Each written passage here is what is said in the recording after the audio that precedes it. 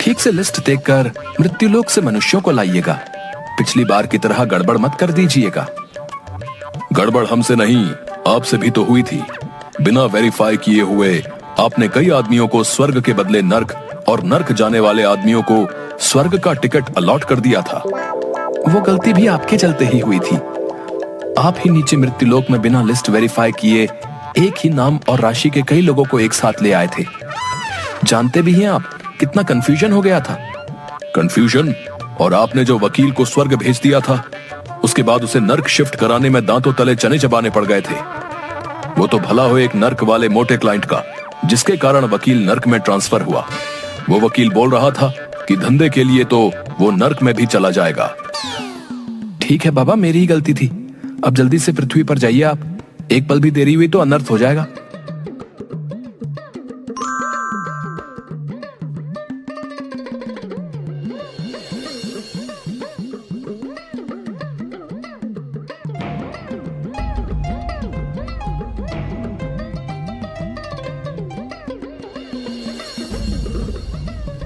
बेटा महेश, ये कवि तो अभी कविता सुना रहा है, लेकिन इसकी अभी अकाल मृत्यु है। आओ इसे हार्ट अटैक देकर ले चलते हैं यहाँ से। मंच पर विराजमान अतिथिगण एवं श्रोतागण, वीर रस की एक पंक्ति आप लोगों को समर्पित कर रहा हूँ। अबे तिनके, एक हवा का झोंका आएगा तो न जाने किधर गिरेगा, लेकिन कविता पढ़ेंगे तो वीर रस की ही। वाह रे प्रभु, तेरी लीला तू ही जाने। चल भाई, तेरे पास 3 मिनट है, निकाल ले अपनी वीर रस की भड़ास। सुन ले ओ यमराज, चैलेंज करता है तुझे कविराज। आया है तू मुझे लेने आज, मुझे अपने श्रोताओं पर है नाज। बेटा महेश, ये इसे कैसे पता चला कि हम इसे लेने आए हैं? हमारे डिपार्टमेंट का कॉन्फिडेंशियल वर्क कोई लीक कर रहा है क्या? हमें तो लगता है कि पृथ्वीवासी हमसे ज्यादा मॉडर्न टेक्नोलॉजी का विकास कर लिया है। तुझे हो ना हो अपने भैंसे पर, लेकिन मुझे अपने कलम पर है नाज। अरे तू क्या आएगा बनकर मेरा काल, मैं खुद आ रहा हूं तुमसे मिलने। अब तू अपने आप को संभाल। मालिक, ये कवि तो आपको ही टारगेट कर रहा है। अच्छा तो ऐसी बात है, ये ले हार्ट अटैक और चल मेरे साथ। कवि मंच पर ही हार्ट अटैक के कारण लुढ़क जाता है। यमराज जी उसे लेकर बोरे में डालकर महेश पर लाद देते हैं और दूसरा टारगेट पूरा करने चल देते हैं। दूसरा टारगेट की ओर चलो बेटा महेश। मालिक, अभी तो कवि का जीवन 1.5 मिनट बाकी था। देखा नहीं, तिनके सा कवि मुझे ही चैलेंज कर रहा था। अब पड़ा है बोरे में। चित्रगुप्त जी से बोलकर इसे नर्क में भिजवाऊंगा, देखना तुम। जी मालिक, अगला टारगेट लाइफ इंश्योरेंस एजेंट का है। अच्छा, मेरा नाम ले लेकर लोगों को डरा धमका कर इसने बहुत संपत्ति बनाया है, लेकिन खुद कभी भी मेरी पूजा नहीं किया। ये तो बड़ा नमक हराम निकला मालिक। सेठ जी, आप निश्चिंत होकर रहिए। ये प्लान ऐसा है कि आपको यमराज भी नहीं कुछ कर पाएगा। हाँ बेटा महेश, ये मुझे समझ में नहीं आता कि ये लोग अपना उल्लू सीधा करने के लिए मेरा ही नाम क्यों लेते हैं। मालिक, इन्हीं लोगों ने आपको बदनाम कर रखा है। शायद इसी कारण आपकी पूजा मृत्युलोक पर नहीं होती। अच्छा, अभी इसे मजा चखाता हूँ। जीवन बीमा का प्लान बेचने वाले अपना बीमा तो करवा लेता। यमराज बीमा एजेंट को भी ब्रेन हैमरेज करवाकर अपने साथ ले लेते हैं। अगला नंबर एक डॉक्टर का रहता है। चलो अब कुछ पढ़े लिखे लोगों से मिला जाए। जी मालिक, चलिए इन्हें भी ले लेते हैं।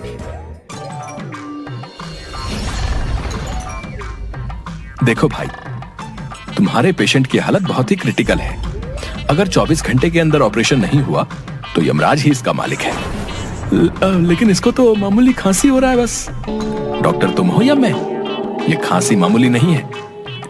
गले में फंगस, बैक्टीरिया दोनों ने एक साथ अटैक कर दिया है। लेकिन इसके लिए आपने culture test, HIV test, x ray, CT scan, इतने सारे टेस्ट क्यों लिखवा दिए हैं? इसलिए आप लोगों को कहता हूं, अपने से डॉक्टर बनने की कोशिश नहीं करें। मैं कोई रिस्क नहीं लेना चाहता। क्रिटिकल केस है पेशेंट का। चलिए अब काउंटर पर जाकर 2 लाख रुपया जमा करवाइए। और 6-7 लाख रुपए का इंतजाम कर लीजिएगा। अब लेकिन इतना पैसा कहाँ से लाऊंगा?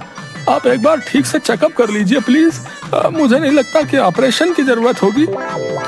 मैंने अच्छे से चेकअप कर लिया है। जाइए पैसे जमा कर और पैसे का इंतजाम कीजिए। अपने पेशेंट का यमराज नहीं बनिए। देख रहा है ना बेटा महेश, किस तरह इन लोगों ने मेरा नाम बदनाम कर रखा है। इस डॉक्टर को तो अब एक पल भी जिंदा नहीं छोड़ सकता।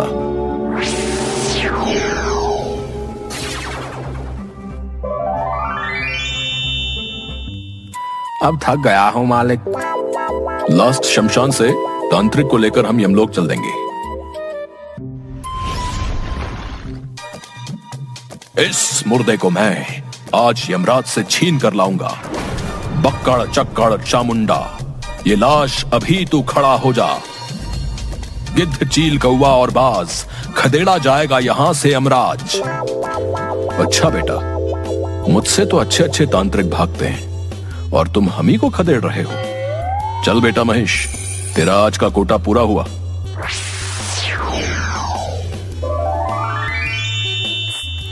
इस तरह यमराज कवि, एजेंट, डॉक्टर और तांत्रिक को लेकर यमलोक चले जाते हैं। लेकिन सब उल्टा पुल्टा हो जाता है। वहां पहुंचते पहुंचते उनका लिस्ट बदल जाता है। पता चलता है कि इन लोगों की जिंदगी अभी बाकी है। जो ओरिजिनल लिस्ट चित्रगुप्त जी ने दी थी, उससे यमराज का लिस्ट एकदम मैच नहीं कर रहा था। किसी तरह इसकी जानकारी उन चारों को लगती है तो चारों स्वर्ग और नर्क के गेट के पास आंदोलन करने लगते हैं। कौन है वो मक्कार? अविलंब करो उसको गिरफ्तार। ज्योति से ज्योति जला देंगे, मारने वाले को मिट्टी में मिला देंगे। ओ कवि भाई, तुम्हें मल्टीविटामिन की जरूरत है, नहीं तो वेटिंग लिस्ट से निकल। यहाँ का कंफर्म लिस्ट में आ जाएगा। देख भाई कवि, तुमसे या जमाने से तेरी हालत छिपी नहीं है।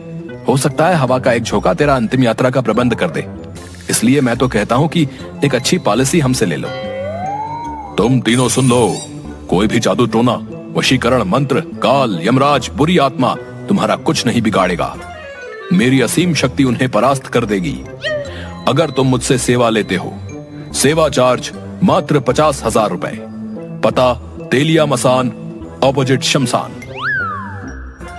वहीं दूसरी तरफ यमलोक में इसी बात को लेकर बहुत हंगामा चल रहा था कि पिछले कुछ दिनों से ऐसी गड़बड़ी क्यों हो रही है। चित्रगुप्त जी द्वारा बही खाता वहीं पलटने के बाद पता चलता है कि मृत्युलोक के एक अमेरिकी निवासी, जो कि एक सन की वैज्ञानिक है, उसने अपने सुपर कंप्यूटर की मदद से यमलोक के बही खाता को हैक कर दिया है।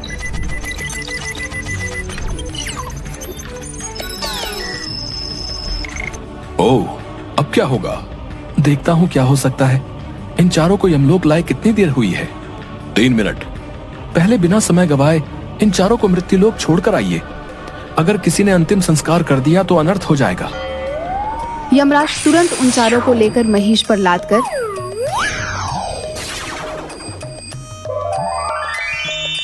मृत्युलोक पहुंचते हैं।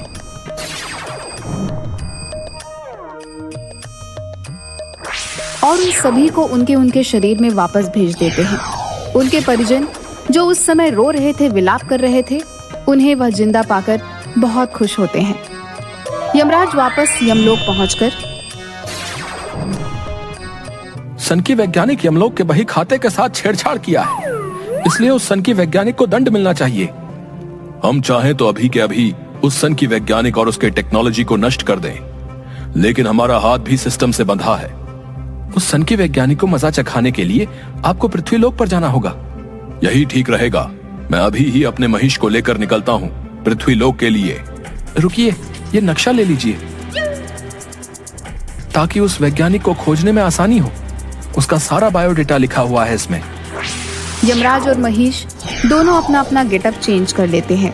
यमराज जी अपना नाम यम्मू और महेश अपना नाम भैंसू रख लेता है।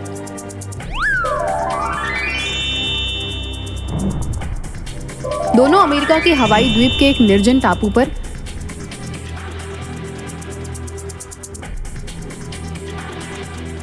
वैज्ञानिक को सबक सिखाने के लिए पहुंचते हैं।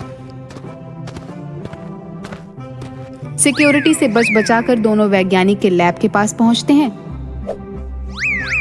तभी एक गार्ड उन्हें देख लेता है। यह कौन है वहां? अंदर कैसे आ गए? सिक्योरिटी! हाय भैया, कैसे हो? अरे अरे अरे भाई, तुम भी इंडियन हो का? हाँ भाई, हम हैं यम्मू और यह है महेश। वैसे तुम भारत में कहाँ से हो गार्ड भाई? अरे हम तो बिहार से हैं। वैसे तुम लोग कहाँ से हो भाई? ये तो गजब होई गवा, हम सब भी बिहार से हैं। अरे ला मर्दे, तनी खैनी खिला। बहुत दिन हो गईल आपन बिहारी खैनी खायल। अमेरिका में बिहारी जैसन खैनी कहाँ मिलेला? यहाँ के वर्जीनिया खैनी और सिगार में उदम नहीं खे। ये बात तो 100% सही बोला रहा कि इहवा के खैनी में उहवा जैसन मजा ना बा। इला काल ही एगो चाचा से मंगाई ले बानी। इला हमार खैनी खा के देख, मर्दे खांटी बिहारी खैनी बा।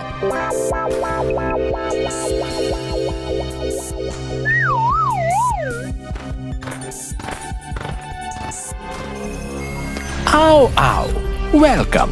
तुम दोनों की एक्टिविटी मैं अपने सुपर स्मार्ट कंप्यूटर पर मेन गेट से ही देख रहा हूँ। जिस तरह से तुम दोनों ने मेरे सिक्योरिटी और गार्ड्स को चकमा दिया है, मैं तुमसे मिलने को और बेचैन हो गया था।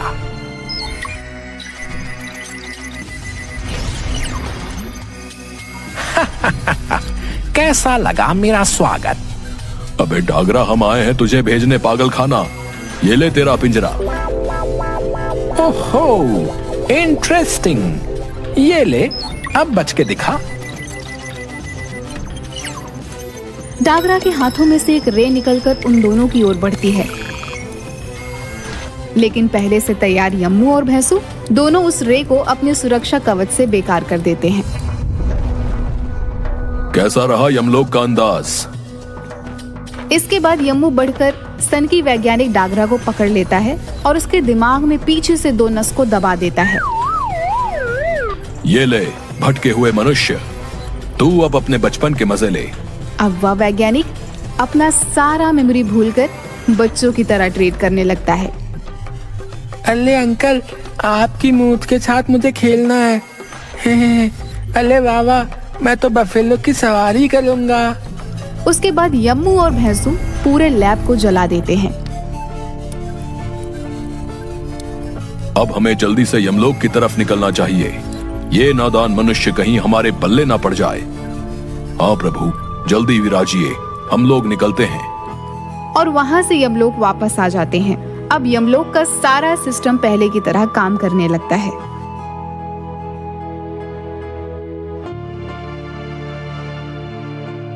क्यों चित्रगुप्त जी, मानते हो ना कि यम है हम? सब कुछ नॉर्मल करके सिस्टम सही कर दिया। जी प्रभु, तभी तो आप यमलोक के कर्ता धर्ता हो। आपकी जय हो।